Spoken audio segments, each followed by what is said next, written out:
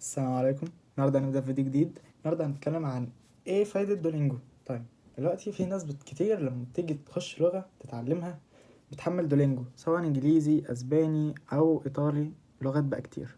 طيب، دولينجو بالنسبة للغات الصعبة زي الياباني الصيني والكوري مش هيفيدك حرفيا كمبتدئ خالص.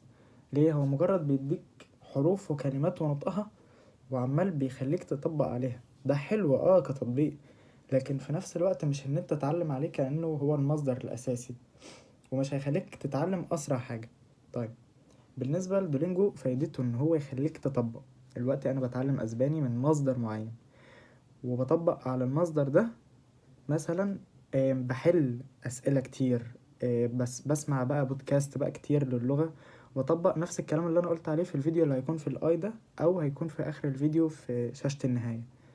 طبقت نفس كل اللي اتقال وفتحت دولينجو في نفس الوقت اتدرب على كلمات، بيديني حصيلة كلمات كويسة.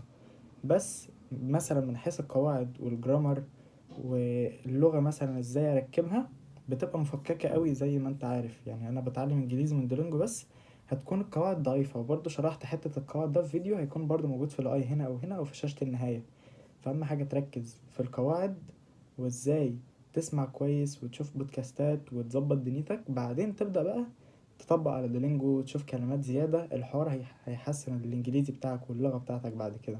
طيب، لو انا مثلا مش عايز احمل دولينجو، عايز بديل تاني، هتلاقي بديل برضو بل احسن منه. هو مش كويس بس هو ممكن يوصل ان هو يديك شهادات تتم كل ليفل في اللغة. هي مش شهادة معتمدة قوي، هي شهادة معتمدة من البرنامج، بس هي بتعرفك ان انت وصلت لفين الاخر كده. والبرنامج اسمه بوزو، لو عايز تحمله. هو برنامج فيه اشتراك ومجاني، فلا هو انت لو عايز تستثمر في اللغة بتاعتك بوزو احسن بكتير من دولينجو. بس كده وصلنا لاخر الفيديو، متنساش تعمل لايك وشير وسبسكرايب. لو اي حد عايز يستفيد بلغات او يحسن من حياته يخش الشانل ويدور في باقي الفيديوهات.